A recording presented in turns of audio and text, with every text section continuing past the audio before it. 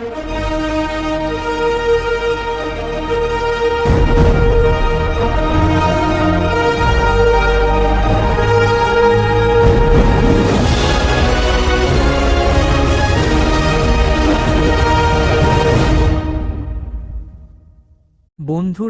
সম্প্রতি ষষ্ঠ শ্রেণীর চারুপাঠ বই নিয়ে একটি ভুল সামনে এসেছে।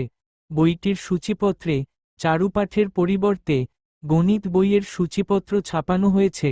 এটা দেখে অনেকেই অবাক হয়েছেন, কিন্তু আসলেই কেন এই ভুল হলো? এর জন্য কি সরকার দায়ী, নাকি এটা একটা কারিগরি সমস্যা? আসুন বিশ্লেষণ করে দেখি। এটা একটা কারিগরি ত্রুটি। চারুপাঠ বইয়ের আসল কন্টেন্ট ঠিক আছে, শুধু সূচিপত্রে ভুল হয়েছে।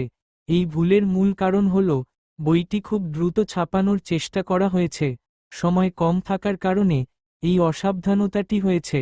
অনেকে ভাবছেন হয়তো এটা সরকারের দায়িত্বহীনতা, কিন্তু আসলে বিষয়টা তা নয়। সরকার পাঠ্য বইয়ের কন্টেন্ট প্রস্তুত করে, কিন্তু ছাপার কাজ বিভিন্ন প্রকাশনীর মাধ্যমে হয়।